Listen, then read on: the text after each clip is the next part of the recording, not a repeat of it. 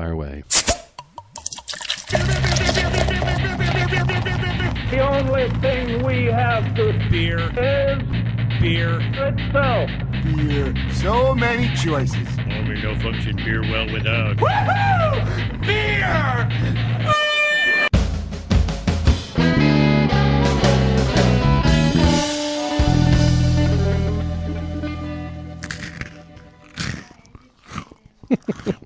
Hello, and welcome to another episode of Beer Busters. We're going to bring in the news and reviews, of course, of your favorite brews. I am Dan Baker, eating a pretzel, and I am joined by my co-host and brewologist. What the fuck? Steph Hefner. I'm going to call you what the fuck now, because that's what you said after you were supposed to say your name. And, of course, the demented and fermented Wayne Baker. Two things are true right. There's a lot of things that are true right now. Two specific things that need to be I will tell you pointed one out. thing that's true right now. I guarantee you a not insignificant number of people have already turned the podcast off because it started with sounds of you eating. Probably. Kinda turned on. Yeah, that's true. It triggers a lot of people. It does. Well, I was eating a pretzel, and there will be more in my near future. And we are in the basement. Yay. And that sultry voice that you have just heard, that is not mine or Wayne's, is the one and the only. Greg Orth with Craft Tastings. Oh, God, Greg. It's so great to have you here. It is so fantastic to be back again. Yay. Here is- in 2020. Yeah, the Yes. 7th annual Yes. Beer Busters and And the- Craft Tastings episode. Our first recording of 2020. It is. It is. Oh, nice. Yep. Yeah. Yeah. A lot of cool things. It really is hard to believe it's been 7 years since we had I that know. first one down here. I know. My favorite was when we had the grilled cheese. Oh, That was pretty nice. Yeah. Candied bacon. Bacon was nice. Forever and always. They've all been good. The Yeah. popcorn was really cool. Yeah, that was cool. Yeah. All of it's cool. I mean, this is, if for somehow this is your first time listening to one of the episodes that we've done with Greg, you're in for a treat. But it's such an eye-opening experience, and you'll hear it said time and time again tonight. I'm sure 1 + 1 = 3. Yes. That's the goal, and it's such a fun experiment to get there. Well, that is the goal, but don't forget about the other goal. Now, obviously, the listeners won't have that unless they do it themselves, but the goal here for those of us sitting at this table Right. is Mouthgasm? for everybody to have a mouthgasm. Yes, of course. Because if the 1 + 1 = 3 happens, that typically results in a mouthgasm. Yep. Yes. And that's what we're looking for. That is Maybe, definitely. and you might get multiples. Hey, Oh. multiple mouthgasms. I'm please. fine with that. Multiple mouthgasms. Although what we have found when we've gone off script in the past, sometimes that 1 + 1 = 3 goes the other way. Yeah, equals When you negative start 3. Oh, yeah. randomly combining stuff without any forethought, sometimes it's not so great. That which is is true. Why Greg has finally honed the skill of figuring out what goes with what. Yes, as you put it, research and digestion. That's exactly right. R&D at its finest. That is absolutely true. We do have a lot that we're going to get to, and I promise you are in for a treat, and you should go back and listen to the other episodes we've done with them as well. But don't forget, you can also find us on the internet in various other places besides where you are currently listening to this. Twitter and Instagram, you can follow us at Beer Busters. Facebook, there's Beer Busters Podcast. Don't forget, you can head to beerbusterspodcast.com. And patreon.com/beerbusters, where you could find yourself in attendance in a recording if you are local to the Reading, Pennsylvania area and you're a Or you patron. want to drive. Or you want to drive to the Reading area, you could come to the basement for one of these recordings. And who doesn't want to do that? Our secret society. Yeah. Secret Beer Busters Basement Society. And our patrons have already been giving us beer. Yes. If you come, please bring beer. you That's sort of the expectation now. you get plenty of other perks of being a patron. There's last call. There's access to the punishment audio and video. There's outtakes, which I have done for the first time. Yes, in like the 7 outtakes months. are forthcoming. Also, speaking of Patreon, I do want to just take this moment to apologize to the patrons. Over the holidays, I fell up behind a little bit with last call and punishment video editing. So the Cox one came out really late. I also had some technical issues, but I am getting back into the groove and everything's getting back on schedule. So if I've left you hanging, I apologize. Your love to me. As you can tell, we are all very easily distracted. So Yes, I'm sorry. very much so. I was going to say, look, a squirrel. And whatever app or platform you are choosing to listen to this on, if you can throw us a rate and review, that would be much appreciated. But don't forget to do that for all the podcasts that you listen to. We have a sipping beer. We do have a sipping beer that I was talk about about it. to get to. It is a very highly sought after beer, and the patron that is in the room, apparently this is the first time she has ever had Unbelievable. this beer. Oh, she's shaking her head now. You've lied to us. I did lie to you. I checked it in. I saw I had it. I went to the Trogs thing last year. Oh, she had she it had it one last time year. before. Okay, so that Yeah, one it must time not before. have been memorable. Before. I have had this beer every year since I've been drinking beer. It was released early this year. It was released at the end of Way early. 2019 Yeah. instead of the beginning We're of talking about 2020. Nugget Nectar, if anybody's curious. From Tro Eggs. From Tro Eggs. Tro Eggs. Trogs Independent Craft I like Brewing. my omelets made with Tro Eggs. Yes. We love this beer so much. It's amazing. It's 7.5% hoppy amber ale, I Amber guess is what ale, they call it. Not an IPA. It's still one of my favorite beers. It's so goddamn good. Yeah. It is really tasty. It is really tasty. Have we had this on the show when Greg was at the table before? I don't think we have. We've Nugget had Nectar? this on the show before. I Right. don't know if we've had it with Greg. I don't think we've had it with a tasting. Probably no. not because we it always would drink have Mad been, Elf with Greg. Yeah, this probably would have been released around the time, if not after recording. Yeah. Greg, Oh, what would you pair with Nugget Nectar? So, Any food. You're not limited to any category. well, again, not again. So when we talk about pairing something on the hoppier side, it's a little bit more difficult because while it's a later bodied beer, there's potency to the hop, and so you've got to somehow counterbalance those things. And so typically with an IPA, you want to go on the milk chocolate side if we're going to stay on the chocolate side of things. But a lot of times with something hoppy, something with spice helps to cut through it. So a chocolate with some pepper in it, or maybe a spicy pepper, or even just a pepper in there, can help cut through that because you got to balance the hoppiness Pepper, of the hop. pepper. Steph, your pepper. face lit right up. Ding. What about a chocolate that has a Belgian beer inside of it? Yeah, that intrigues me. Yeah, what beer do you pair that with? Another Belgian beer? It is a pairing within itself. I feel like we should eat these later. Yeah, definitely. So Yeah, we so have Steph has an Belgian array of- beer-filled yeah. chocolates. That's so cool. So yeah, I think we'll either save that for last call or later. Yeah, we'll dive into those at some point. At some point. Yeah. yeah. While we have some Nugget Nectar in our glass, I feel like now is a good time to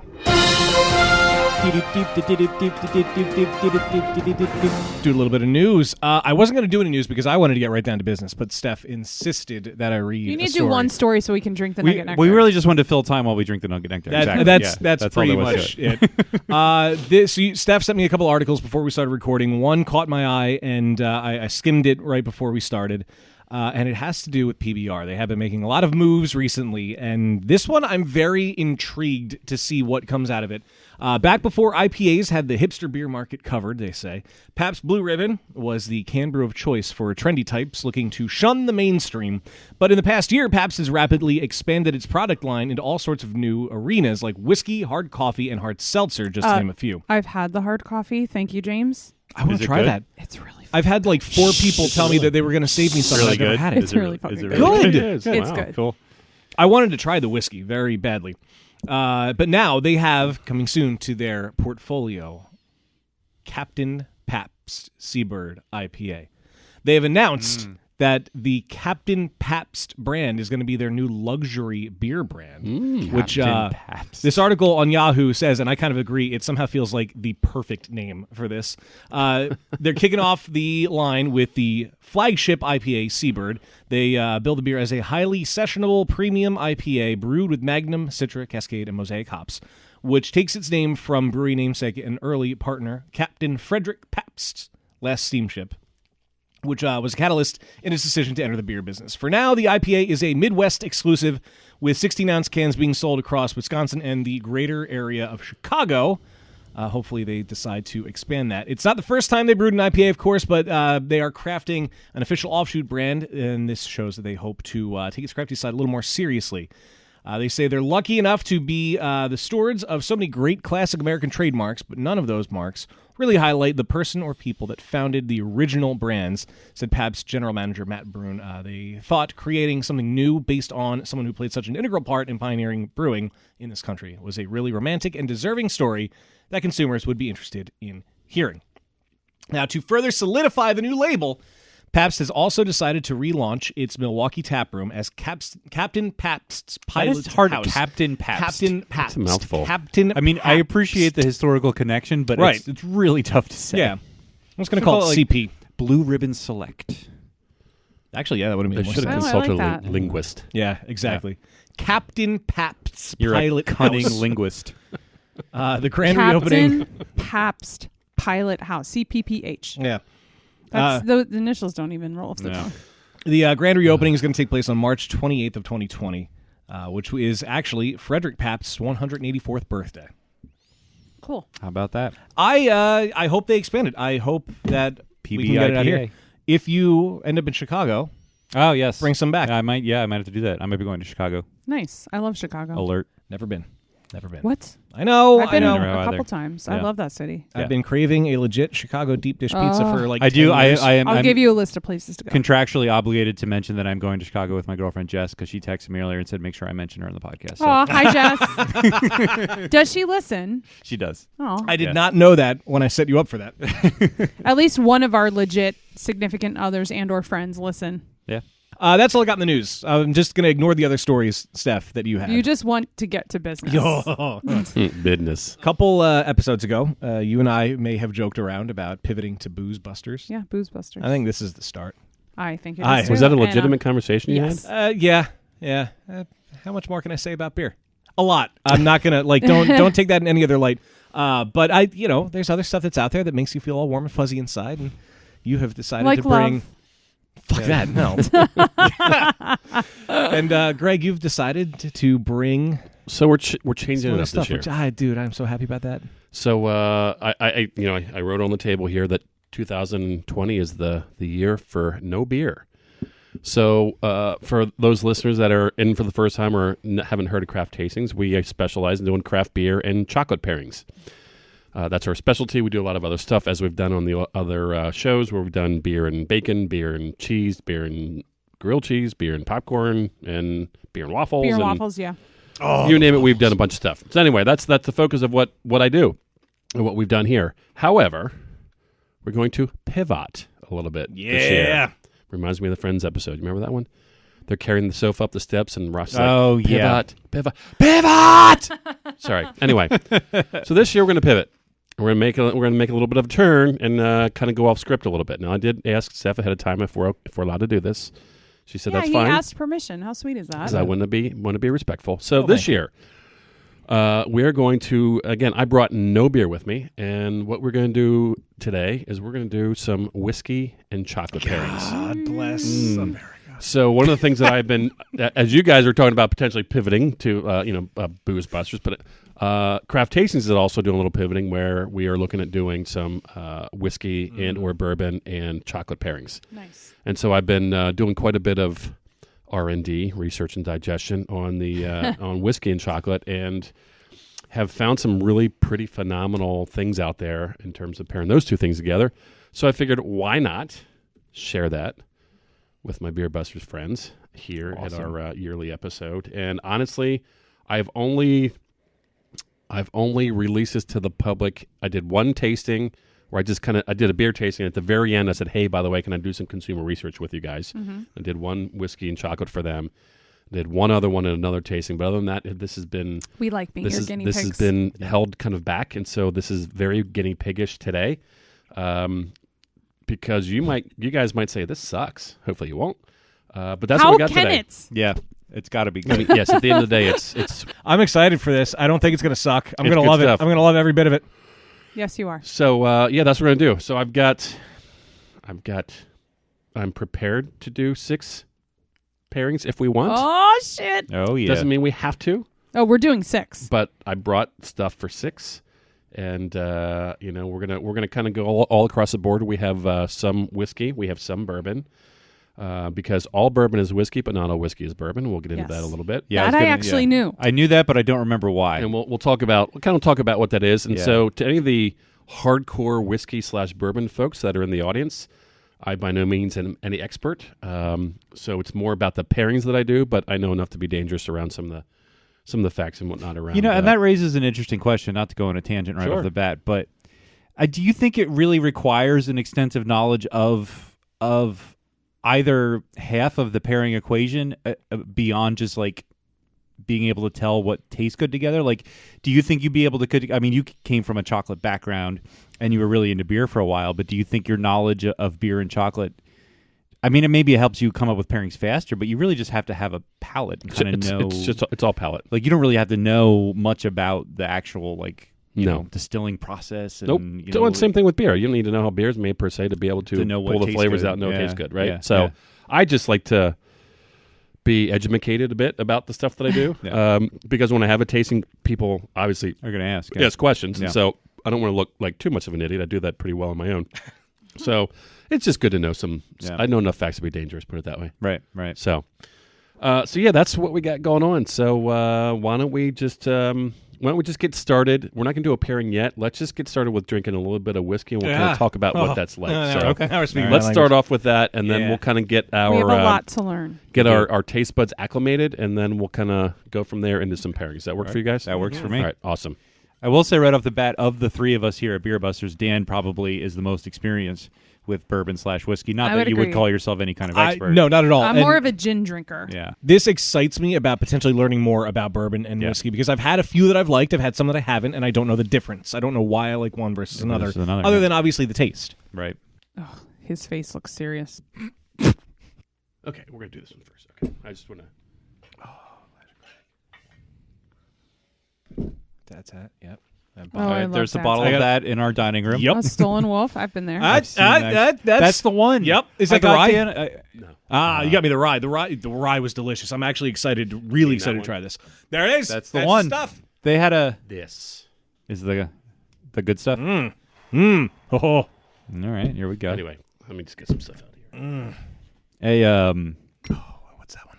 I went to the Christmas Village at City Hall, and that distillery had a little tent there, and I bought Dan a little bottle of the rye whiskey. Is that from what's that last one? Because I know the It's I know Manatonic. that's I couldn't think of it. I knew it. That's across from Sly Fox. I've been to Stolen Wolf and I've wow. been to Manatoni Stillworks. And I've met the proprietor of Dad's Hat. Oh, that's cool. So I might actually have a little more knowledge of this than I thought I did. Manatoni has a really good honey whiskey, which I know some people may think is like blasphemous, but it's delicious. It's sweet. It's smooth. It's great. Basically, what we're going to start with here is just it's Manatoni, which is a Pennsylvania whiskey. This is called the Manatoni Keystone Whiskey. It's a 90 proof. And so really, actually, before you even... And hold on, I think I know something. 90 proof, you divide it in half, you get the ABV, right? correct? Yeah, so 45%. I mean, you definitely don't double it because it can't be 180%. I know That's true. shit. So actually, don't even drink any of the whiskey yet. What I want you to do is get your water out. Ah, yes. I was lecturing somebody about this the other day. What are we doing? Thanks. So, a couple things with tasting whiskey or bourbon. So, even before we go there, so all bourbon is whiskey, but not all whiskey is bourbon. And so, what clarifies bourbon, and the interesting thing about bourbon, it's actually America's only native spirit, because you can't call bourbon unless it's made in the United States. Okay. Nowhere else can claim the term or the name bourbon. Right. So Okay. it's America's only native spirit. Cool. So whiskey is distilled rye, corns, malted barley that gets aged in some sort of barrel. What creates bourbon then? So bourbon, if you think about ABCs for bourbon, it has to be made in America. You cannot call it bourbon unless it's made in America. Wait, so it doesn't have to be made in It does Kentucky? not have to be made in Kentucky. Isn't that like a myth that It is. people It's, think? it is a it's Yeah, complete I remember myth, that. and I Okay. thought it for the longest time. Yeah. It does not have to be made in Kentucky. It just has to be made in the United I States. thought that too until I went to Kentucky and actually went to distilleries, and they're like, "No, that's not true." I was Correct. Like, oh. Just has to be made in America. So that's the A.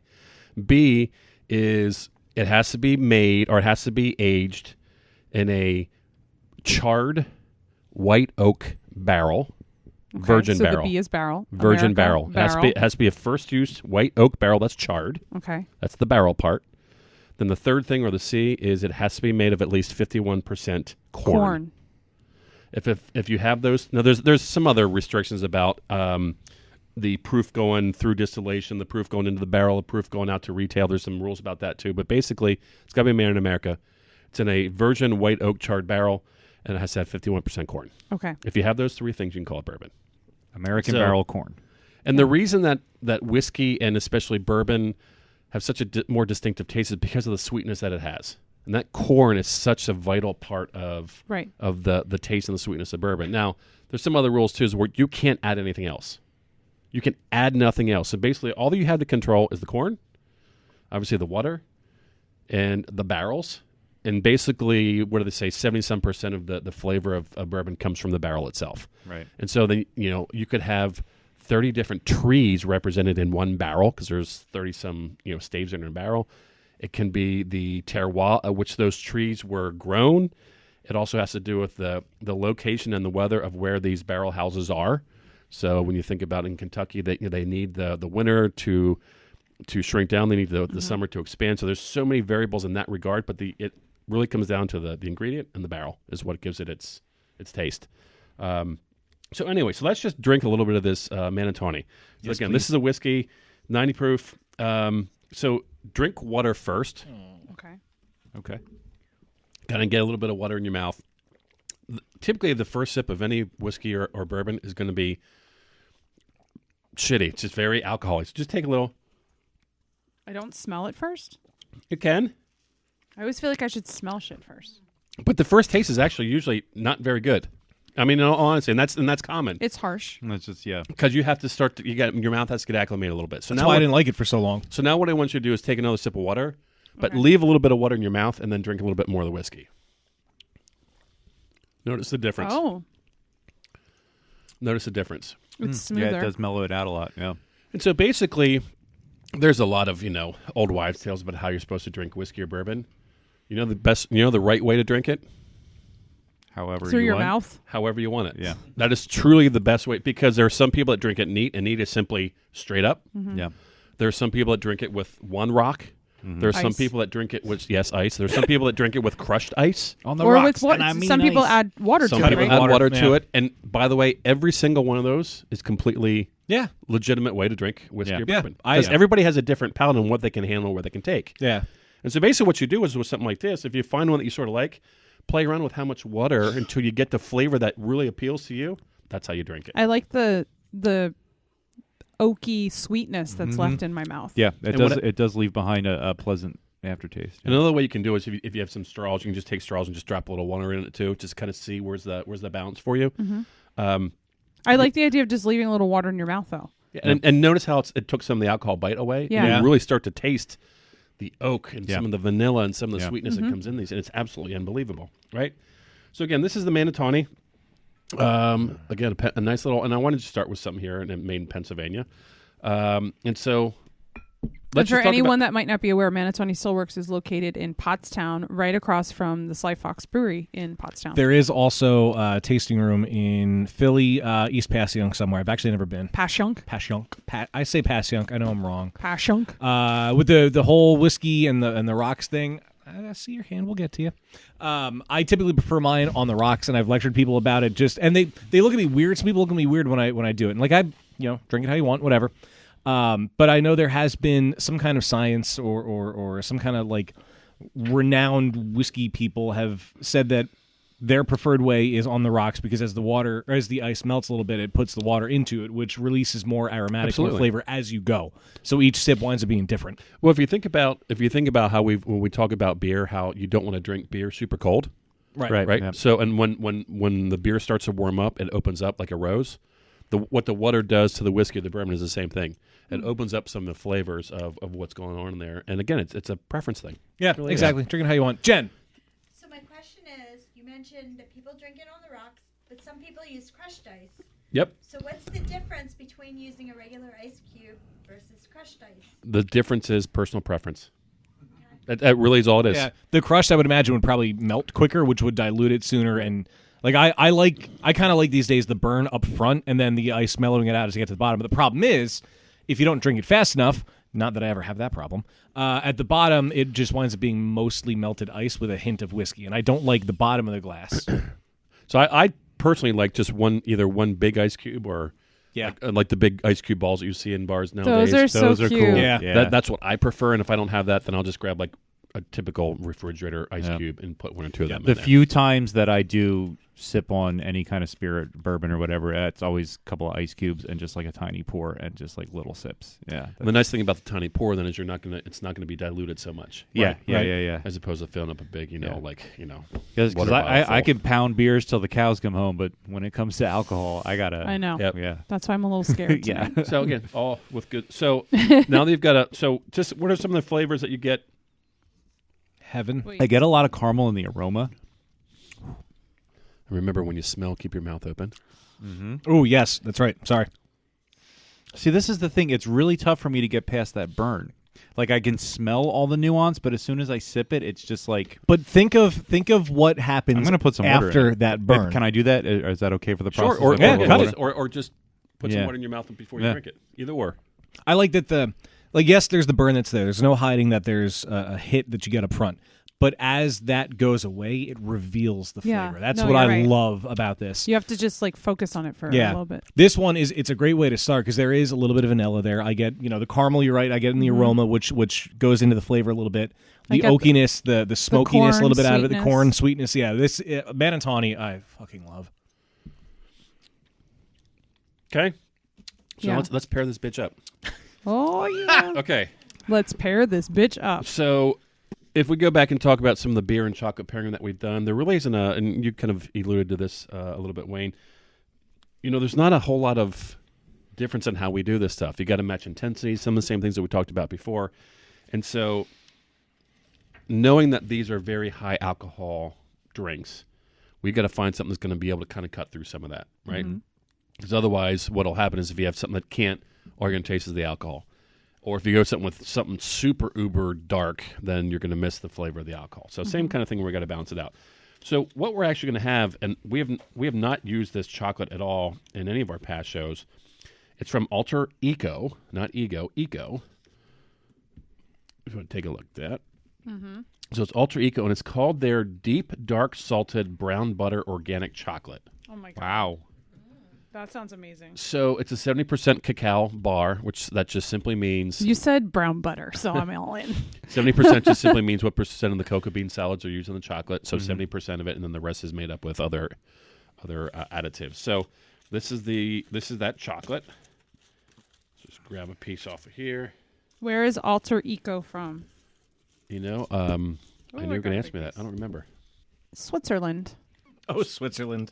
So while it's from Switzerland, this is the bar that you can get locally. It's not anything you have to order, but I think I got it at one of the grocery stores. Embarrassing story. I was in Switzerland when I was 17, and that's not the embarrassing part. I was told I had to get Swiss chocolate and to try to bring some back. Oh, dear God. Walked into a store, and I walked out with Toblerone. That's kind of funny. That's super funny. You were 17. We think we know everything when we're 17. I knew absolutely nothing. So same thing as we've done before. Okay. We start out with we already have a taste of the whiskey, but if not, take a quick sip of that. Take the chocolate, small bite, let it melt in your mouth. Get a taste of what that chocolate is. Ooh, this is good. And then before the chocolate is dissipates in your mouth, throw the whiskey over top of it, blend it together, and then let the magic happen. Oh, it's so buttery. It's so brown buttery. That's a shock. This one, you definitely have to play around with the right proportions in terms of not doing. If you put too much whiskey in there, and then literally you'll taste nothing else. Oh, my God. There it is. The buttery aspect and the sweetness of the chocolate really played together with it. I still have a little bit of burn on my tongue from the too much whiskey that I took. But this is really so I kind of start off with this one. It's not a complete knock your socks off wow. This is more like walking hand in hand down the beach. There's just a very nice complimentary. This is foreplay. This is foreplay, right? I did get a quick bit of cherry, like dark cherry. There's some sweetness that comes out of that. Yeah, I could see that. There's some sweetness comes out of it. There's even like a, and it's for me it's very quick. There's this campfire-y sort of smokiness, but it comes and goes like in the snap of a finger for me anyway. The saltiness comes out more once I put the bourbon or whiskey. This is whiskey. But then if you I just took a smaller bite of the chocolate and a little more whiskey, not too much. And I got the campfire, but not like smokiness it was kind of like that burn that you get when you first smell the campfire. Yes. Mm-hmm. I got a little bit of that, which brings a nostalgic That's fair. feeling back. Yep. I also found when I went back to the chocolate after the whiskey, even without the whiskey in my mouth anymore, it did seem more salty. Mm-hmm. I like that. The residual sort of taste from the whiskey did bring out the saltiness. And for me, I actually don't like this chocolate. Personally. Really? But this goes back to, and we've talked about this a number of times, where you may not like an individual component. Maybe you may not like the chocolate. You may not like the beer, or in this case, whiskey. But when you put the two together, it really creates a pretty good combination. When I put these two together, love it. So if you don't like the chocolate, why did you go to this to try a pairing? because I keep an open mind. Ooh. And I really think about what's going to work. No, in all honesty, like there's a number of chocolates in my Smug level 12. in my briefcase of chocolate. There's a number of ones in there that I don't like. Yeah. Personally, right? And taste is very subjective. But I know what it has, and I know how it might work when you pair it together with something. So this is one of those examples, and I think it works. It works beautifully. That something about that brown butter just because this chocolate tastes different. You can tell by this brown butter in there. Yeah. So I like the chocolate. I like that butteriness to it. Yeah, and no, that I sort like of- the chocolate, I too. like it because it's sort of. You said it was 70% or 70. yeah, 70% dark. Dark. Yep. So the butteriness kind of replaces what you would get with milk chocolate. Yep, exactly. You know, I with the agree. creaminess. Yep. Yeah, but in a different way that I really like. I've never had a chocolate like that before. All right, so that's the first one. We survived the first one. I'm a little less scared. We survived the first one. It's I not- am taking very minuscule sips. Yes, and I would encourage you to do that as well. So what spawned the idea of going into whiskey pairings? I know you because I love whiskey. all right, good answer. I mean, that really is about as simple as it is. I love whiskey. I that's about it. And and I also know that just through some other experiences that I've had that while people also don't think that whiskey would pair with chocolate, and I can understand why they might think that. Just like people don't think beer pairs with chocolate, but I know that I know that it does, and so I'm like, at some point in time, I'm gonna do this, and so literally, thank goodness that liquor stores around here carry the small bottles. Yeah. So I went to the state store and just bought a crap ton of small bottles. I'm like, all right, let's get down to business. Yeah, so figuring A it out. couple of years ago, when I worked in radio, one of the hosts of a show bought everybody a little gift here and there, and he knew that I did the beer podcast, and he didn't know much about beer, but he is an older guy and has more money, so he tended to gravitate towards whiskey and scotch and bourbon. And he sent me chocolates that were designed to be paired with whiskey, but I was not as into whiskey then as I am now, so I just ate the chocolate. And I really wish that I could go back and smack myself because if things like this are possible, And what I like is they had tasting notes of the chocolate, but they didn't recommend a whiskey to go with it. Okay. You are trained in this kind of stuff, and you have put the research and digestion into it. Yes. To say, here's what I recommend. Go for it and let me know what you think. Yes. This is amazing. Yes. You've curated the process. Here's where I want to go next, guys. Let's we're going to go to actually, so we're going to stay local as well. And we're going to go to a phenomenal place in Lidditz, Pennsylvania. Yay! It's not Littitz. It is. Hold on. Les tits? There it is. And I think I know where this is because Wayne got me some rye from Yeah, a place so in this Lidditz is, for Christmas. Stole and Wolf. All right, so once again, we're going to jump into another local one. Again, this is Stoll and Wolf in Lidditz, PA. Even people that I know that are whiskey nuts and absolutely love whiskey still haven't heard of Stoll and Wolf. Oh, that's a shame. Are they fairly new? Or have they been around for a They're while? newish, yeah. Yeah. Well, newish in terms of probably 3 or 4 years at Okay. least, All I would say. No. And apologize to the Stoll and Wolf folks if I don't get that stuff right. But there is some history to this. There used to be I don't know if it's pre-prohibition or when it was, but I believe it was Dick Wolf. They had a recipe, and then basically what they did is they kind of contracted to use the name and use that recipe kind of back again and open. So it's not just it's a new place. There's some history to the name, and so I'm not doing it justice. Go to their website; they'll tell the story there. So. Fun fact, they have a ghost pepper infused vodka there. Oh, nice. So they do make other things beside whiskey and bourbon. They have a gin and a vodka, and I'm not sure if they have anything else. But for the sake of what today's about, and for what I think they are just absolutely kicking ass on, is their whiskey and their bourbon. I just have to say I love their branding. I love like the font, their sort of word mark. And it's STOLL and wolf, because when you say it, it sounds like you're saying stolen. Stolen. Yes. Yeah. Like a wolf that was Yes. purloined. Purloined? Yeah. Wow. He is educated. Yes, STOLL and A-N-D, stole and then wolf with an E on the end. Because why not? Because that's so cool to put an Right. E on the end of wolf. Right. It looks so cool. So anyway, I brought 2 from Stolen Wolf. 2, which the one of these is literally it's now my everyday go-to whiskey. Ooh. It is to me, it is that fantastic, and I'm going to go with that one next. And this is a whiskey. It's not a bourbon. It's just a blended American straight whiskey and it has 80% bourbon whiskey, and then it has 20% rye whiskey. Oh, So because of the blend, they can't call it a bourbon. right. So this is a blended. So it's 80% bourbon, and then 20% rye, and this is unfreaking believable. I really, really, really liked that rye that you got me, Wayne. Which I'm very excited you have it here with you too, Greg.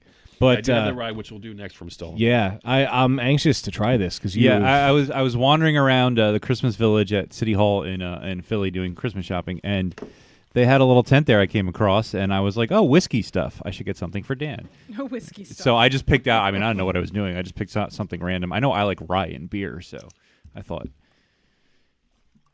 So I'm excited to try it because I didn't get one for myself while I was there.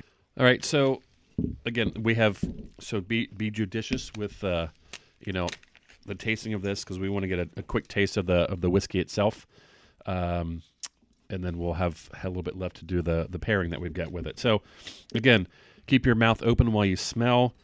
Clear your palate out if you haven't done so already. And for folks at home, if you ever want to do some of these kind of things, clear your palate out with either pretzels, animal crackers, or water or bread, just to kind of clear that out. Hold up. Is this just called Stolen Wolf whiskey? No, this is their blended whiskey. Blended whiskey. This is their Pennsylvania blended whiskey. I want to make sure I have the name right. It's right in front of you. Oh, this smells fantastic. It's a little It does. I get the spice and the aroma from the Yeah. rye. Like there is a peppery character. There. So you said it was 80% bourbon and 20% rye? That's correct. Yeah. The smoothness.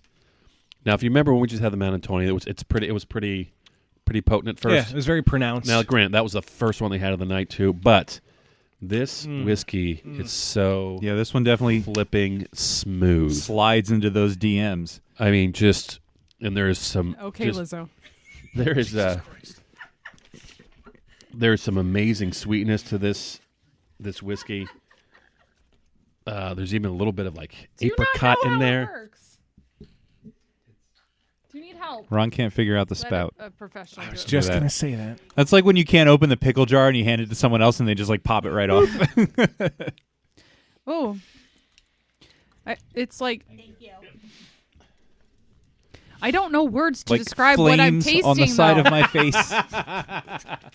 I don't like 1 this. plus 2 plus 1. I'm really good at describing beer, but this is like It is tough I'm to describe. out of my comfort zone. Like with the aroma, like I said, I get a spicy pepperiness, but I can't really put more. just like that, that creamy sweetness that's like oaky and like vanilla-y and Yes. it's like a hug in my throat. There's a lot. I think there's a lot. It's kind of nutty too, like a sweet, kind of like the feeling of a hazelnut, but it doesn't taste like a hazelnut, but like that feeling that kind of nut has. Does that make sense? I hear what you're saying. I don't know. So I think there's a lot more citrus and sweetness in this one. Orange, almost. I get a marmalade-ish kind of thing. There's also a little bit of apple in there, and towards the back end.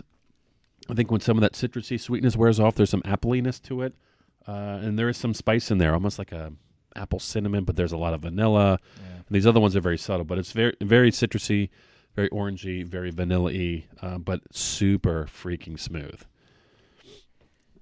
So while you're enjoying that, let me tell you about the chocolate that we're pairing with this one. This chocolate, while I initially poo-pooed the idea of using it, it's phenomenal, and it's a Wegmans chocolate bar. Oh yeah. Woo woo. This is a Wegmans chocolate bar. It's their dark chocolate with cinnamon glazed pecans, or as my grandmother would say, pecans. So this is 61%. So again, it's a little bit lesser in the darkness category than the last one. But again, it's from Wegmans, dark chocolate with cinnamon glazed pecans. Ooh, I really like this chocolate. Yeah, me too. This is my kind of chocolate bar. I love pecans. Oh, I just got a pecan.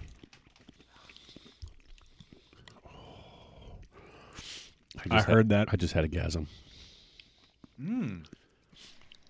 It makes it more.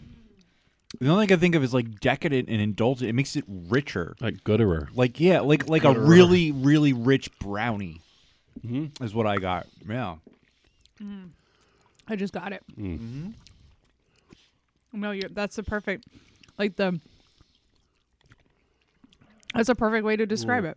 What it does cut through some of that citrusy that you get, but boy, does it heap up the unctuousness of that kind of brownie thing. The Yeah, chocolate, it's like the the most- spice, and The ooeyest, gooeyest, most decadent brownie ever. Yeah. and that vanilla is really what ties those two things together, I think. You know, the shame in this is when you find a really good one, you really want to do it a few times, but because it's whiskey. That's what my girlfriend said. Oh, wait. Oh, hey, shit. Sorry, honey, who's my wife. Wow. But yes, you have to be a little bit more judicious with Yeah. The whiskey and Yeah. chocolate. It's like, tastings oh, I here. want to taste that again and again and Yeah. again, but I I don't know, want to right? drink all that whiskey. Right. But why not? So, That's so but again, good. this whiskey alone is just, again, personal preference, obviously, but it's just so smooth. And for like an evening sipping whiskey, this is phenomenal. I do like it. I think I may like the rye a little more. All right. But this is delicious. We'll just have to see how the pairing with the rye goes. Oh, man. So let's transition over then, Wayne. So It's like the sequel to Catcher in the Rye, the pairing with the rye. I'm sorry, I called Dan Wayne, so don't be. I was wondering. I was just gonna let I'm it looking at slide. you and I'm saying Wayne. I'm like, wait, no. I honestly, he said something too. I didn't even catch it. So we're going to stay with Stolen Wolf, and it's I feel happy that you like this, and I brought it along. So this is their rye whiskey. Mm-hmm. So this is a 90 proof. It is their rye whiskey, and both of these, I believe, have won awards already. With I would not be with them. surprised. And so let's give that a little Sippy McSipperson over here. Sippy And McSipperson. do not please forget to clean the palate. Yes. Water, pretzels, fried cauliflower, Buffalo cauliflower. sauce. Yeah, the sauce might not be a good idea. Yeah, I'm also very glad that you brought this with because this might be my new obsession of whiskey. Again, staying in the Stoll and Wolf family. Yeah. Again, we just did the blended whiskey, the white label as I call it, and now we're doing the green label or the rye whiskey that they have. And so, if you're even if you're not a fan of rye, I really think people might like this. So again, this is their rye whiskey. So let's give it a little smell and a little taste. Again, very, very tasty. Ooh.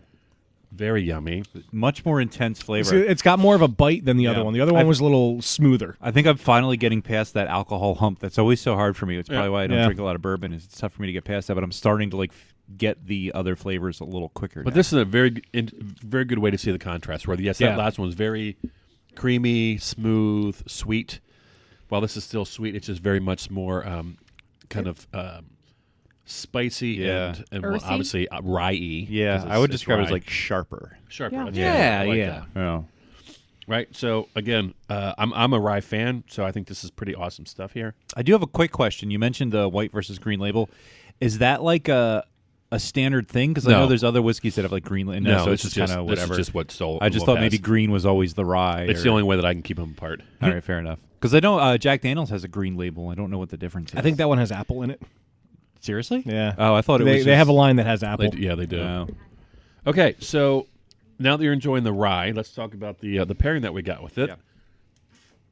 Yeah. And the chocolate that we have, I'll give a shout out to my buddy Doug Lee, who worked for this company, actually. This is a company called Choco Love. You can get it almost in just about any grocery store around us here. It's based out of it's a chocolate company based out of Boulder. And this is their dark chocolate with raspberries. Ooh. And the combination of this tantalizing chocolate with this rye is going to make your pants It's get like tight. freeze-dried raspberries in there. That's so awesome. Did you say? My pants are already tight for a different reason. It's because I'm fat. Yeah, I got it. Oh my god. I'm going to ask you a question. Because you guys we've been together for a while. Does this remind you of anything? Is it like the Mad Elf Special Dark? Yeah. Yeah, and has that cherry cordial thing. It really yeah. does. It really does. Yeah. It brings out more of like a sweeter liqueur Yes. flavor. Yeah. It reminds me of something like that. Yeah. Which The- are the liquor chocolates that stuff has. The raspberry is like amped up a little bit, and it's oh my god. You know what's even interesting is the chocolate. When you have the chocolate by itself, you taste the raspberry. But Yeah. I think when you put it with the rye, it almost shifts to cherry a little bit. Yeah. Right? Because No, I agree with that. if you just had the end result, I wouldn't necessarily say, oh, raspberry. I would almost probably guess it was cherry, even though by itself it's very raspberry-y. Mm-hmm. But this is such a Holy shit. delectably delicious combo. And again, for the Wow. for the fans out there, again, this is a Stolen Wolf Rye, and we are pairing it with Choco Love dark chocolate with raspberry. This is the whiskey version of a Mad Elf and Hershey Special Dark. Just together, this is Yeah. this is the one. By the way, when I said I kind of did a little mini trial with people, was this one? It was a good way to start. Yeah. Yeah. You wouldn't think, though. Yeah. Oh, that's so good. Yeah, that's not where I expected it to go, but it does. And it gets that That's why I'm here, Wayne. I'm here to take you down the wrong path that you're not expecting to go. You know what, though? zig So- when I thought you were going to zag. I'm going to be honest, and it could be because I'm doing it wrong. But when I have the chocolate in my mouth and I put the whiskey in, at first it becomes really, the whiskey is super alcoholic. You probably had too much whiskey. I was trying to take a teeny little sip, but then as soon as it like goes up my nose and it's out, Yeah. then it's like, Try a little more chocolate with less whiskey than you I did that did. time. Really? yeah. Wow. And by the way, if you have any of the blended, the white label, if you have any of that left, the chocolate also pairs amazing with that one too. Going in. but in a It's a different great way. chocolate. But in a different way. I have a little bit of that left, but I have no chocolate left. When I say a little, I mean I actually almost finished that whiskey, which was I'm surprised. Oh, yeah. It doesn't turn into like the cordial, but Different. it plays very well off of it. Played super. It's just different. I get a little more vanilla Uh-huh. before, which kind of amplifies the sweetness. Wow. You're welcome. It almost shifts into like almost a little like white chocolatey. Oh, yeah. Yeah. Yeah, I could see that. Mm-hmm. All right, we've got a few of these under our belt. I think the responsible thing to do would be hold off on the other three for now, as much as I am chomping at the bit to do them. But that gives us the perfect time to play a little bit of a game. Wouldn't you say, Wayne? I think that sounds like a fantastic idea. All right, good. Why don't we do that? Okay, there we go. Turns out on the other page of sound clips, I don't have the game show music. God, it should be everywhere. I thought it was. Cheers, Internet, and welcome, of course, to Happy Fun Time Games, the podcast trivia segment that's like a hug in your throat. Today, we are continuing to upend tradition. We're changing all the rules. And as we've seen in the past, there are plenty of beers out there with really weird things in them, right?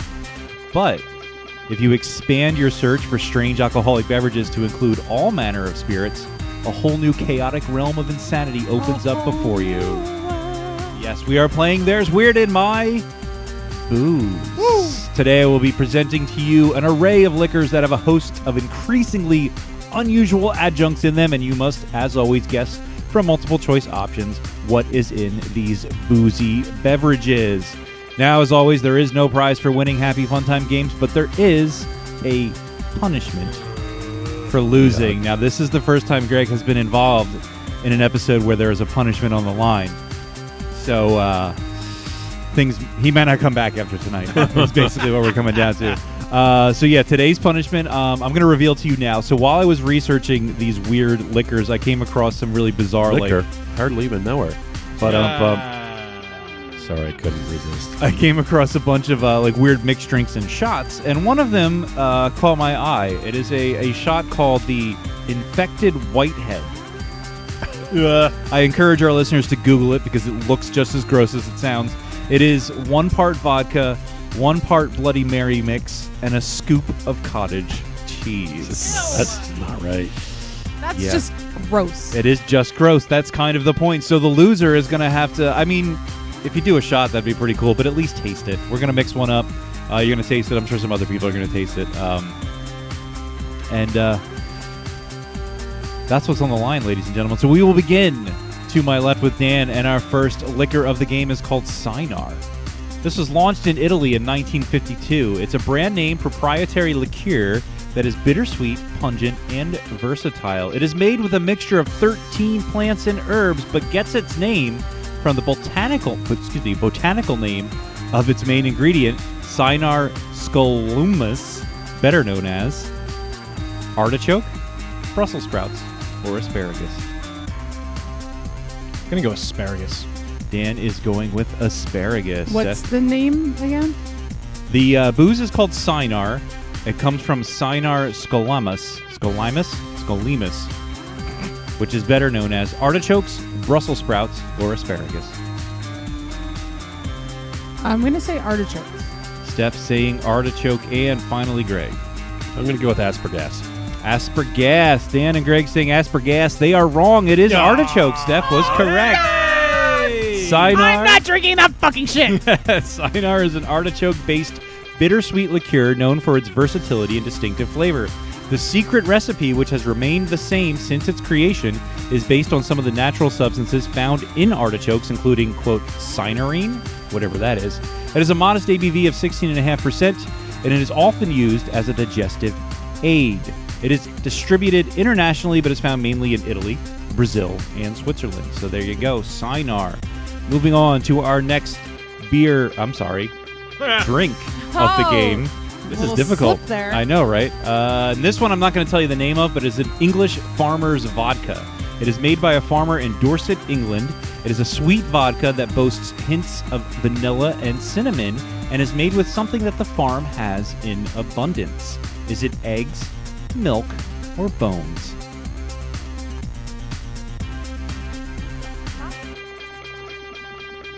It's a farm in What? England.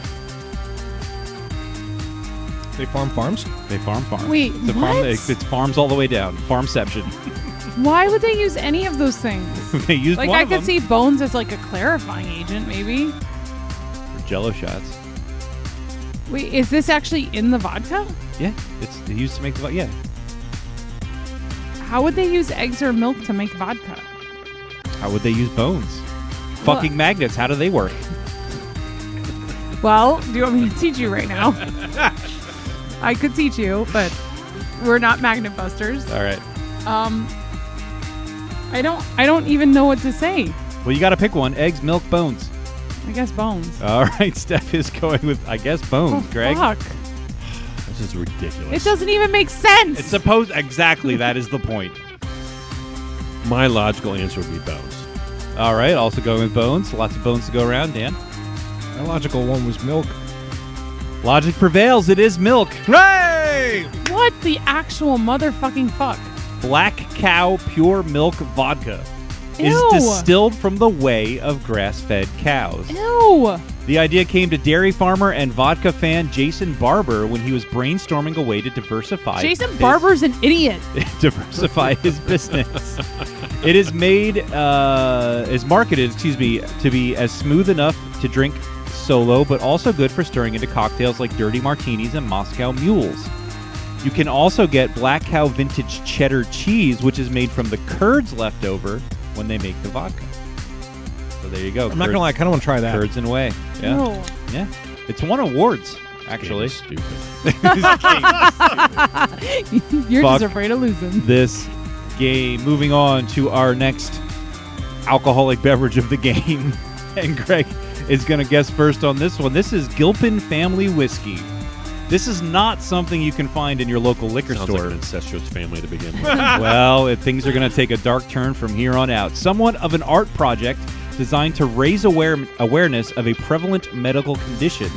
Gilpin Family Whiskey is made from an unusual, biohazardous, and human-produced ingredient. Oh my god. No. Is it blood, urine, or saliva?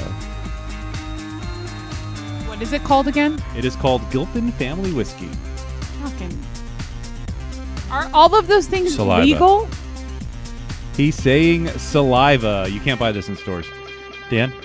You shouldn't be able to buy it, period. Get it. Blood. Thank you. Only one of them, this is going to sound dumb, makes sense to me. Okay, and which one's that? Urine. All right. Oh my god. No, it has to be saliva. How could urine or Urine. blood even be fucking legal? Urine makes sense to Dan. You're saying saliva? Yeah. Well, urine makes sense to me. That's the right answer. Oh my Because God. it's borderline sterile. You don't spit on a jellyfish What the sting hell? or bleed on You it. don't tug on Superman's cape. You don't spit into the wind. The work of designer and This fabricator game is stupid. James Gilpin, this whiskey is made from the urine of diabetic patients. Oh my According to his Well, website, now I'm confused again. large amounts of sugar are excreted on a daily basis by type 2 diabetic patients, especially amongst the upper end of our aging population. Should I call Justin? As a result of this, maybe diabetic patients' toilets often have unusual scale buildup in the basin due to the rapid mold growth, as the sugar put into the system acts as nutrients for the mold and bacteria to grow. Is it plausible to suggest that we start utilizing our water purification systems in order to harvest the biological resources? This is a mouthful. Biological resources that our elderly already produce in abundance. So this was a sort of a social art project that he created to strike up a conversation with healthcare professionals who to shine light on the fact that people who have diabetes still want to drink alcohol and have unhealthy things, but professionals often say, oh, well, you can't do that, and that's just the way it is. And he wanted to talk about, are there ways that we can sort of think about allowing people and make whiskey out of pee just because? No. Stunned silence all around the table. I only have one more to go. Oh. Thank God. So this is the point at which we recap the scores. No, it's not. And things are not looking good. With 2 out of 3 is Dan, sitting pretty comfortable at the top. Fairly safe.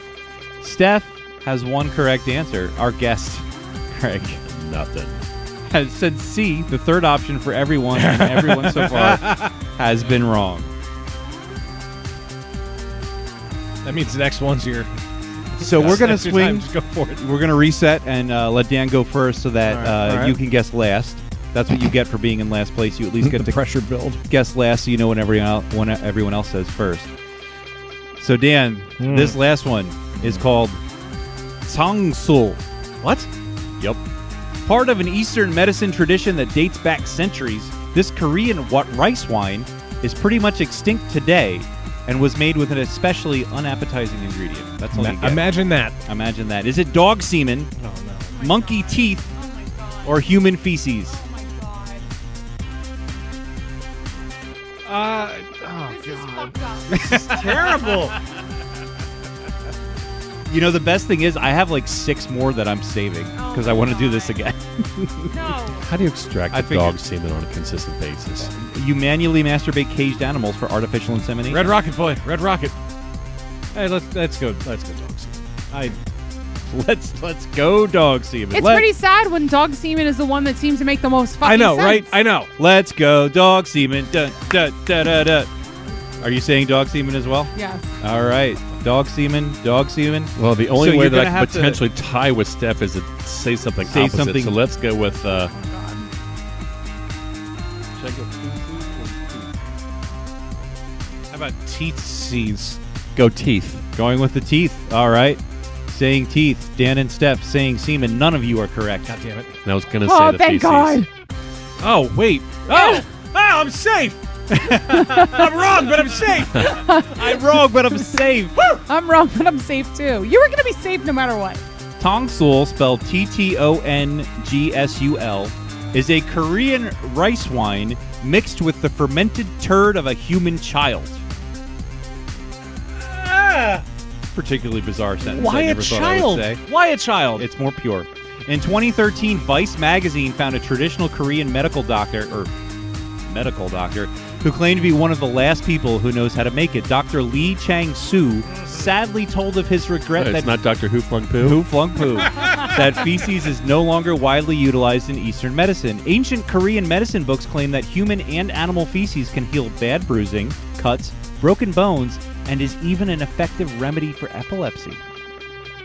Probably not. I can't look at you, Wayne. I know. I'm This sorry. is the worst game ever. Oh, I've got more. It's too. even worse than what's the one where you gotta rearrange the letters? The anagram. Yeah, that game was pretty fucking So bad. shit heals wounds? That's what they believe.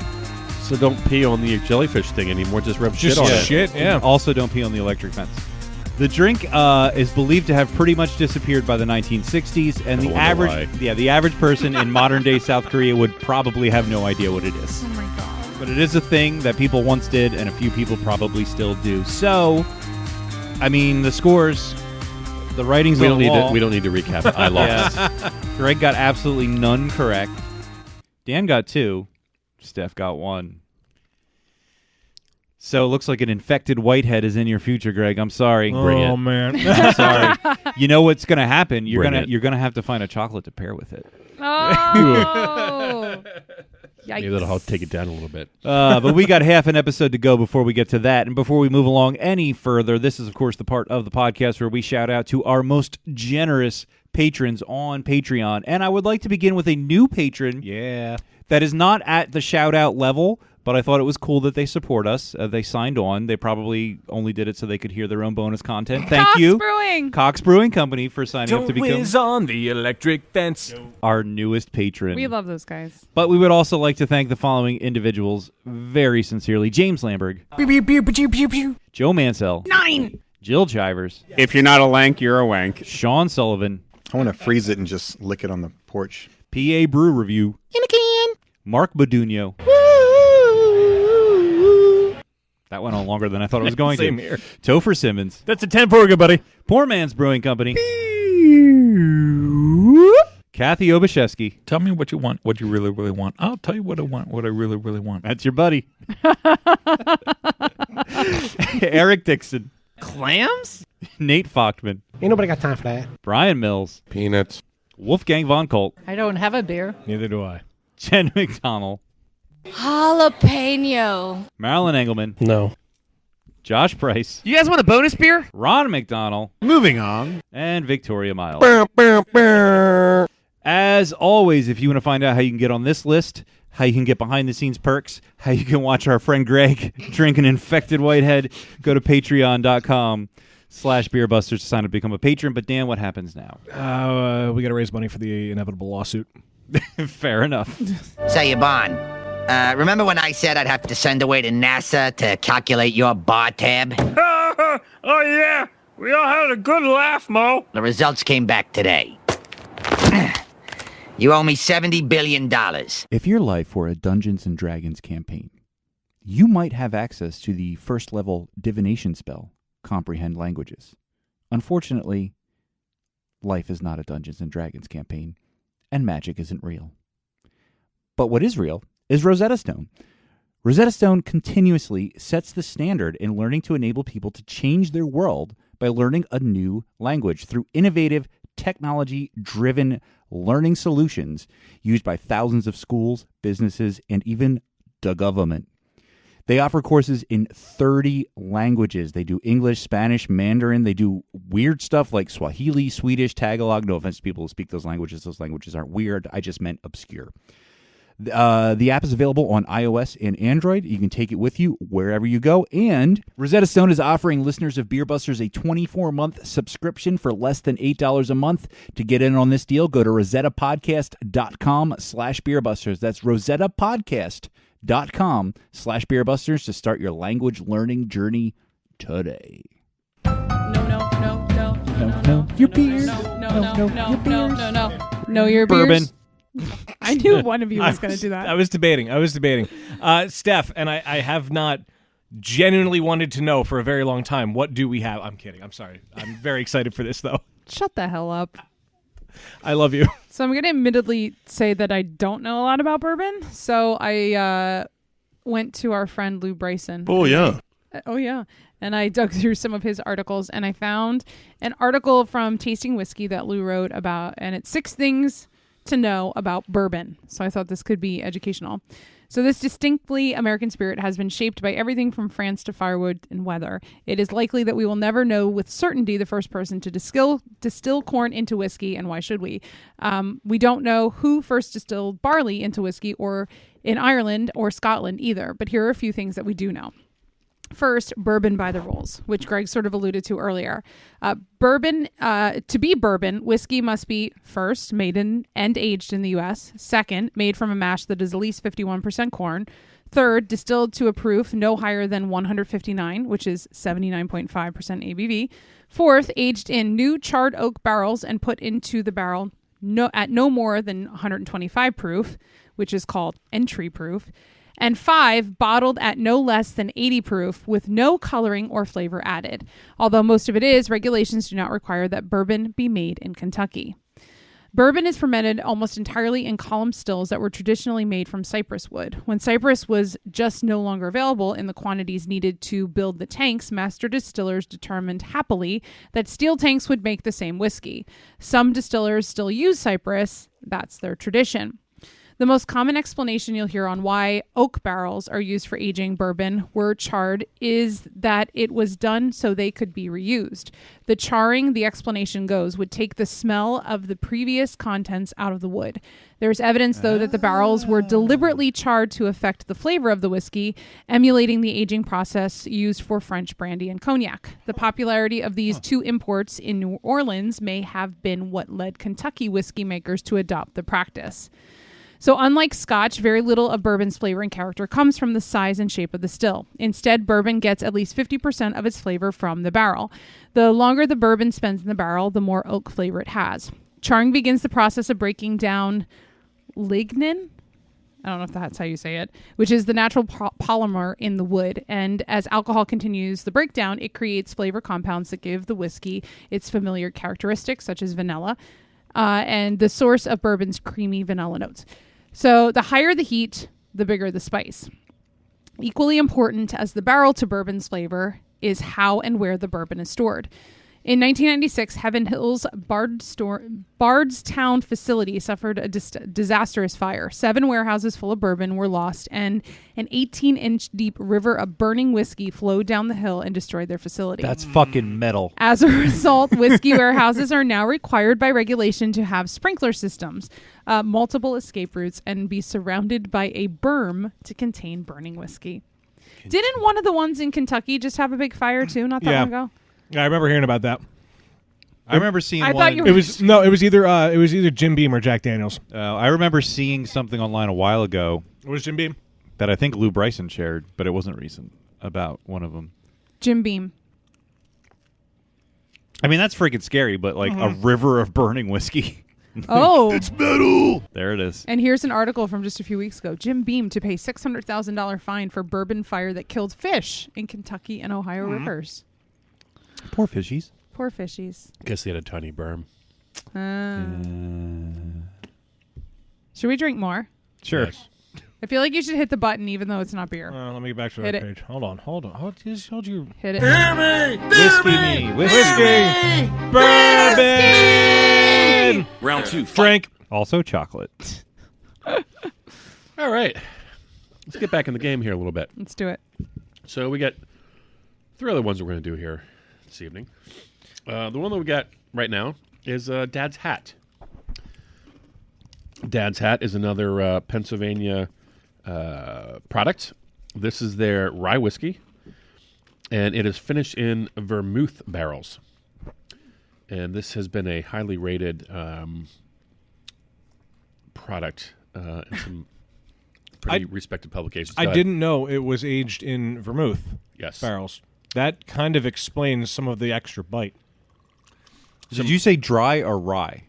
This is rye. Okay. Rye whiskey. Because I didn't think there's such a thing as dry whiskey, but I thought for a second you said dry. Rye whiskey, RYE, finished in vermouth barrels. What is vermouth? Anyone? I don't know. Anyone? I have no idea what it is. I know it's like a alcohol of some sort. No. Okay. Thought maybe It's somebody made from What is vermouth? children's feces and urine South Korea and bloody teeth. Nope, it picked up children's feces and I stopped it. Oh, the ads you're gonna get. I do know. I will say I don't know what vermouth is, but I know that it is etymologically related to wormwood. Vermouth and wormwood come from the same root. Okay. Know that. So there you go. So anyway, since we kind of ended on a ride, we'll do another quick ride, just two rides in a row. But anyway, Two rats so in a row. very rye-y on the nose. This reminds me of something. I'm having one of those moments where like it's reminding me of something specific, and I can't think of what it is. Is it reminding you of the bottle of Dad's Hat we have at home? No, something in the smell. The smell of me drinking Dad's Hat at home. No. I don't know if it smells really good. So this is another Oh, look at this. Another bougie yummy whiskey. I guess it's kind of people may be thinking, well, you say everything's yummy. Well, I'm not going to bring you bad shit. So That's fair. What is this? That's what fair. the hell? I know This this is yummy. chocolate looks very different. all right. So Dad's Hat, you just had a little bit. It's rye whiskey, and you can taste some of the. All I know is vermouth is either sweet vermouth or because you put it into cocktails, usually martinis, I believe. But Oh, that's nice. there is a It's a little birdie. It is a bit burny. a little bit burny, but it's there's definitely some spice. Bernie 2020. Right. Anyway, so chocolate, very unique. Gesundheit. The chocolate is very unique. It is from Vosges, which is in Chicago. We've had them that before. place that place that Dan's never been.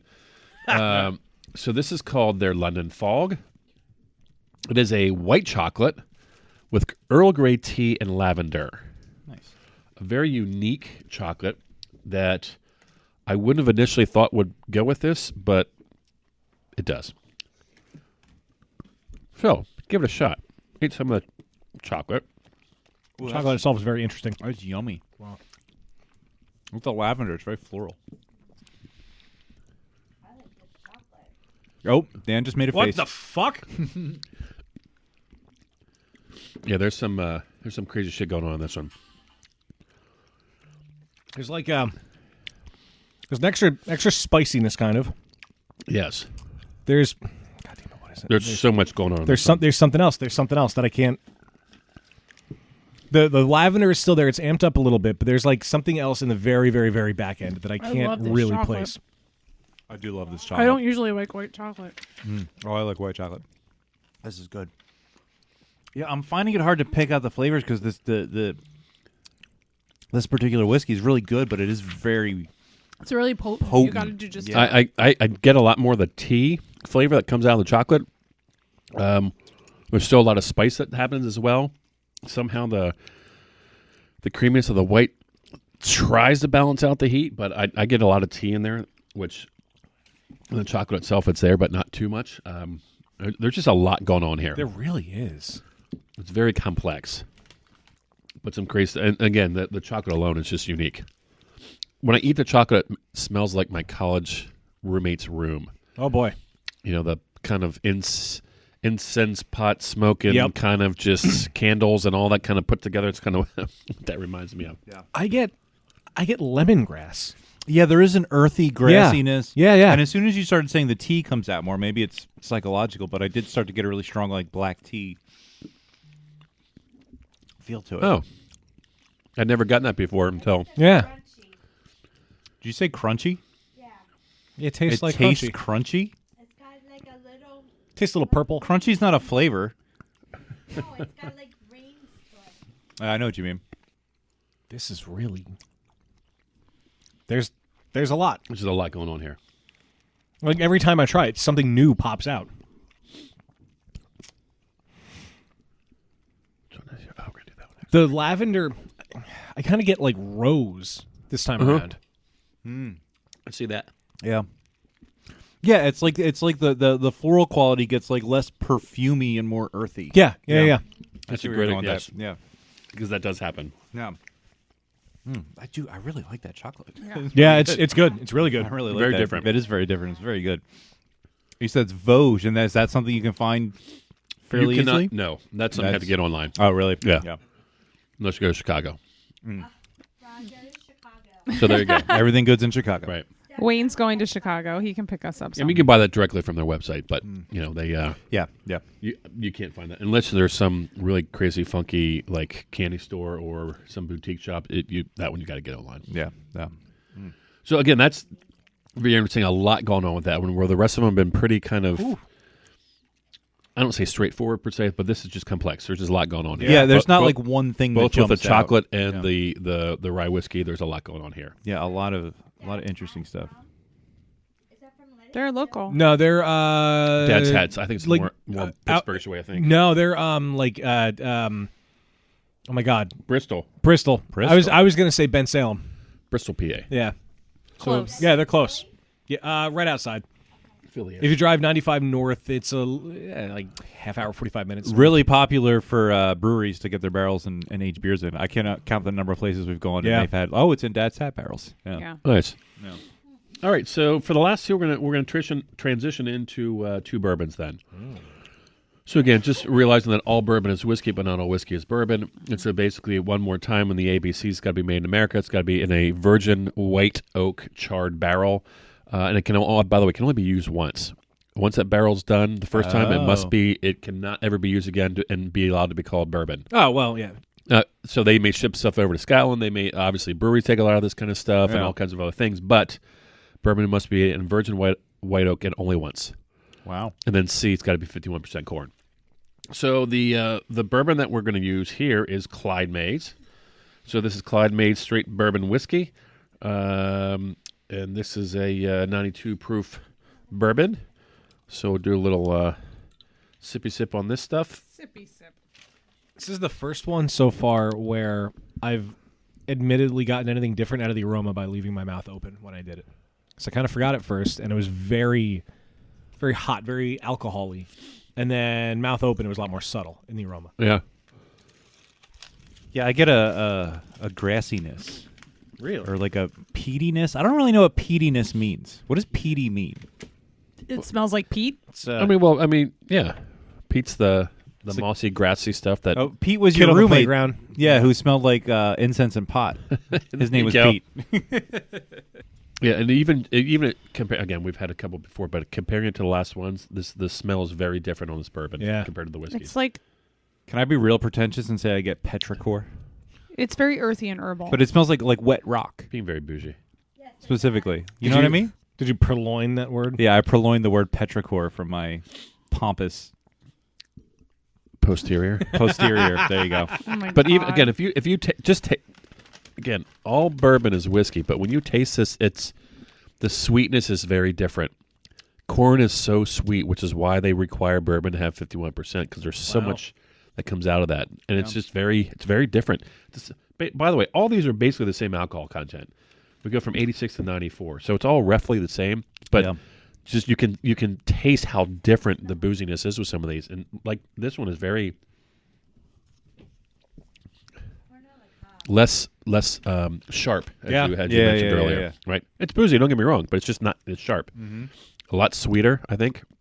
So yeah, there's a roundness to it. I like that. Anyway, chocolate. What do we got going on? So, shout out to my boy Dougie Boy again, who was another Choco Love. This isn't not intentional, but just kind of worked out that way. It's another Choco Love, and this is their I don't know where it is, but this is the ginger. So crystallized ginger. I saw on the package. So it's a dark chocolate, 65% with crystallized ginger that goes along with our little Clyde Mays straight bourbon. Oh, there's the ginger. I get more heat. Definitely more heat out of the bourbon. It does amp the heat a little bit. Yeah. I get more ginger that pops out for me. I think the chocolate overall is just more amplified. Tastes a little darker, a little more bitter, chocolatey, I think.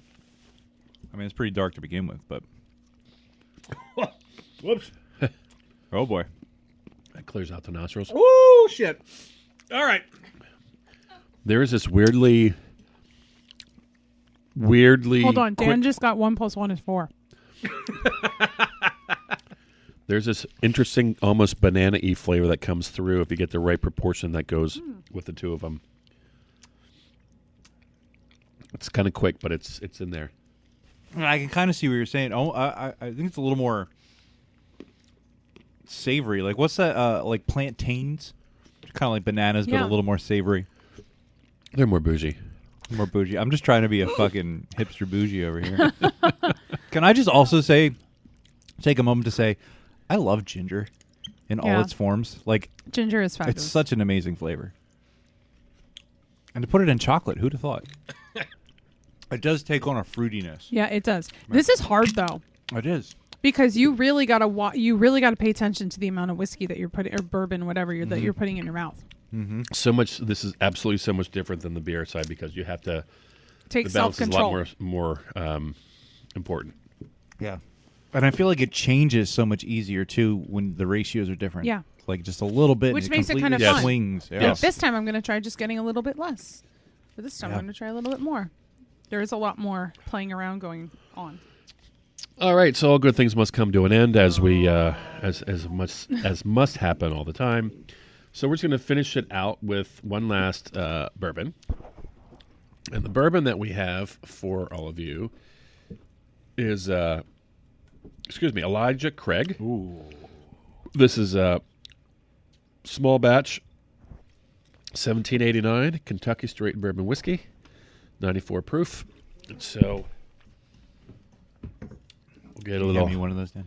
Sippy McSipperson of this stuff. Damn, Wayne. Wayne's not driving. Not Yeah, anymore, he he's is. not. I mean, I'm fine. I'm just doing that because I want to be able to. I haven't finished any of them, as you can see. I just want to have room to play with my proportions. She said. That's what she said. All right, so for the last one we got, Elijah Craig. Definitely an older school, been around a while. Bourbon and whiskey maker in Kentucky. So this is just straight bourbon whiskey. So let's give her a smell and a little taste. Now maybe it's psychological because you were just saying that they've been around for a while, but this to me tastes more like traditional. Like this reminds me of like Jack Daniel's, Jim Beam. Like when you get some whiskey at a bar, like this is what I expect. Sorry. And I don't want that to sound as a negative. I'm enjoying it, but I No, don't know if that means anything. This is it's an old school, been around a while. Like whether it's Jim Beam, Maker's Mark, those guys. Elijah Craig's been around for a long time. Oh. So anyway, this is what we got on the bourbon side. Again, lovely, sweet, oaky. There's some other different flavors that are going on in this one. The chocolate that we've got paired with it is from Lolly and Pops. That's the name of the brand. And it is their mixed berry bar. Have we had this one before? We may have, but it is they call it dark, but it's not really dark. It's 54%. With a various selection of mixed berries within the bar. And so we're actually getting a little bit later on the chocolate side, but does a very nice job when the two are put together. This chocolate is delightful. It really is, yeah.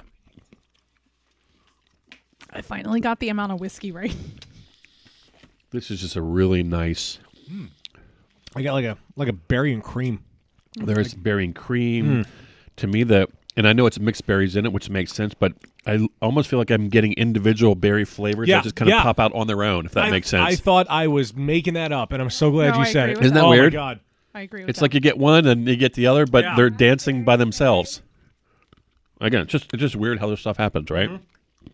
Yeah, the berry flavor gets like darker, like a stone fruit, like a dark cherry, stone fruit, plum. Yep. That it sort of moves into that realm.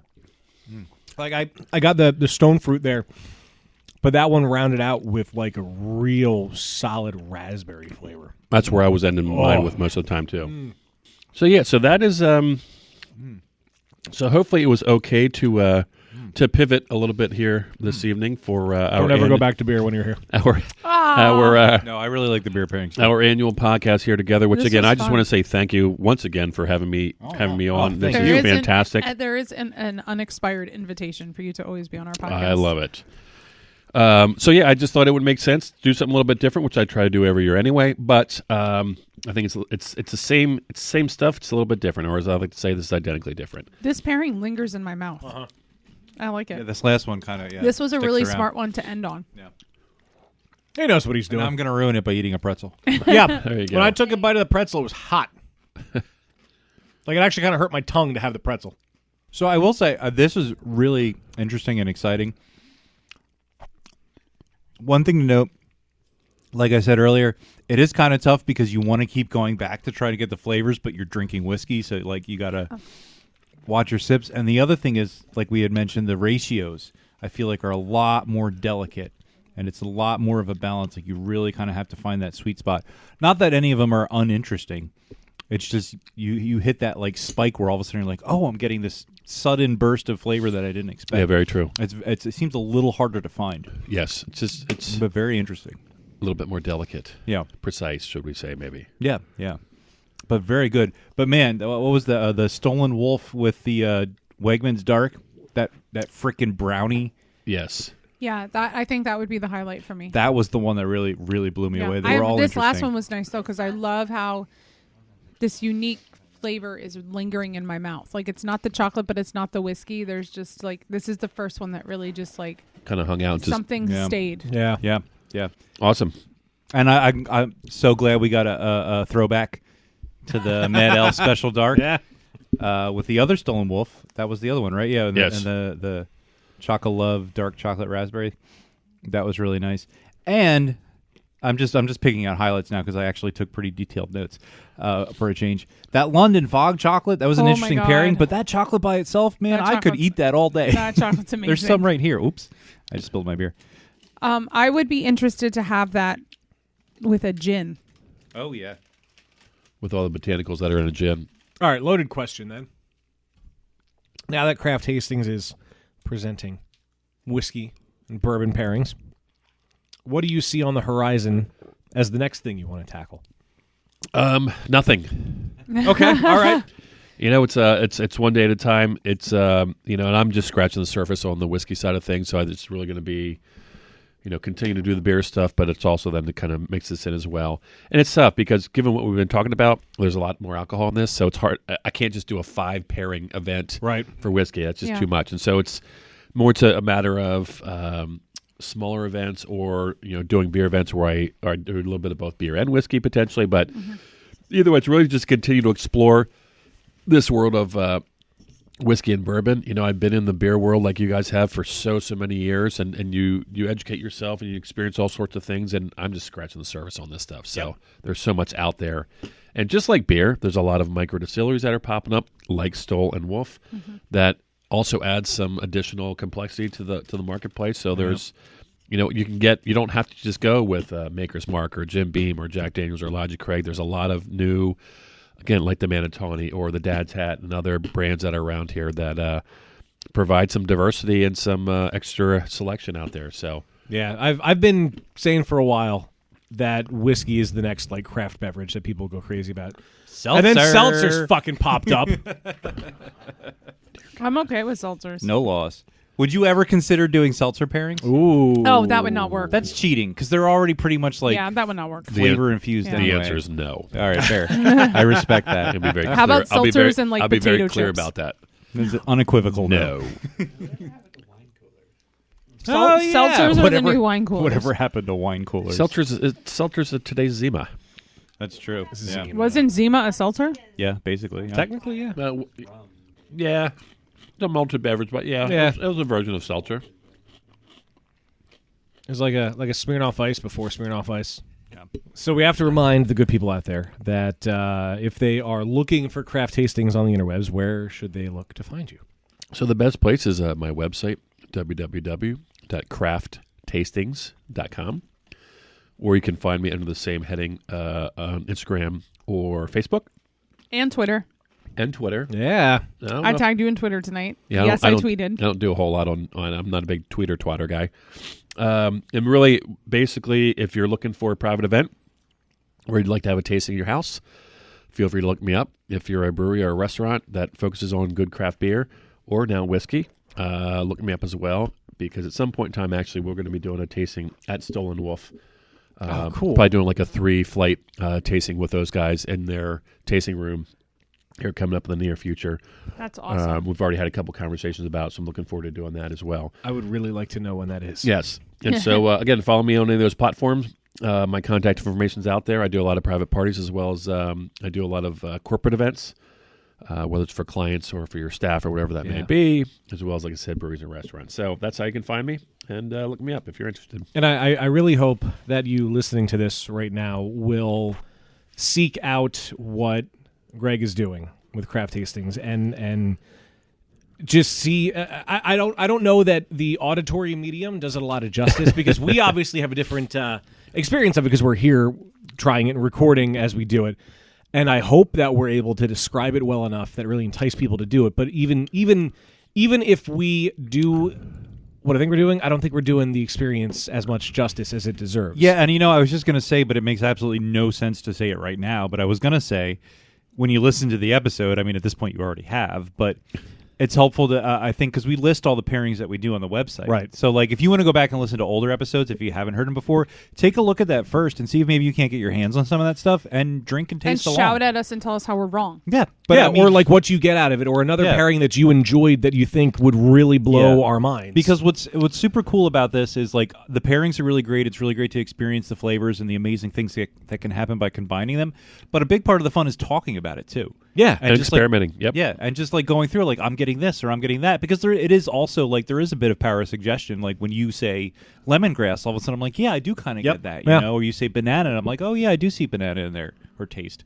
I guess not see. Man, I saw the bananas. I saw them. Well, bananas. you could see the raspberries. Well, and to your point, it's very important to experiment because that's where some of my best pairings I've gotten from people experimenting, saying, "Hey, try this." Right. And that's important because, and again, we're talking about flavor. It's subjective, right? Yeah, definitely. I put together what I think is going to work for the masses, but hey, everybody's got a little bit of a different taste. As well as experimenting the stuff, I also want to try to make it approachable. Yeah. Almost everything that we do, rarely do we use like a super rare beer or a super rare chocolate. I want it to be stuff that you can go out to the store or at least get online to be able to say, all right, I'm going to try this myself. And so don't be scared of it because at the end of the day, what's the worst thing that can happen? You're going to drink some beer or some whiskey, you're going to eat some chocolate. Okay, can't get much worse than that. Yeah, right? exactly. So you can't mess up for the most part. And if you're scared, Greg will hold your hand. I will. I will. And there's no, especially with these, there's no commitment into buying bigger bottles. I think most, if not all, of these brands have the smaller bottles you can buy, like at the register, or at an outdoor event or shopping center or something. Well, and even so, I mean, it's a bottle of whiskey. You buy it, you have a little bit, you put it on a shelf, it sits there for years, you break it out every so often. That's true. It's a good investment. And they're surprisingly high quality yet affordable whiskeys. Yeah, that's true. Yeah, I think the Elijah Craig was like $35, and that lasted me a good long time. The Manitani that I looked at was about $30 or $35, and that will last me for a while. Yeah, I mean, you're gonna have something you'll have for a while, and you can keep going back to it and trying again and trying again and trying again to see what you get out of it. Indeed. Yeah, this is amazing. So much fun. Every year, it blows my mind that we can get these kinds of things. So, Greg, thank you again. Absolutely. Thanks for having me. Oh, of Happy course. New Year. Always. Yeah, Happy New Year to you too. Happy New Year. And to those of you out there listening, Happy New Year to you too. Even though this is the second episode you're hearing in 2020. That's the first one we recorded. Exactly. That's what matters. Well, as Greg said, find them online, crafttastings.com, and on the social medias. Your social media, I follow a decent amount of beer people and whiskey people now. Your social media is one I always look forward to seeing. I appreciate that. Yeah. It's great, and I think what you posted something about the whiskey stuff, and I may have commented some slight, hey, you have a podcast recording coming up comment, and thank you for making it come to fruition. But it's so great to see as you work through it the things that you have and how you're teasing what you're going to do at these events, and it's awesome. It's a great follow. If you have not followed Greg yet, do it. Thank you very much. Appreciate it. And while you're following people, well, hold on. Wow, vermouth is an aromatized fortified wine flavored with various botanicals, roots, barks, flowers, seeds, herbs, and spices, and sometimes colored. Wait, it's technically a wine? Yep. Fortified wine. What does that mean? Strong wine. So, what does it say what the proof or ABV would be? It's Wikipedia, man. I don't know. Okay, never mind. While you're out there following Greg, don't forget to follow Beerbusters at Beerbusters on Twitter and Instagram. BeerbustersPodcast.com. There is Facebook, Beerbusters Podcast.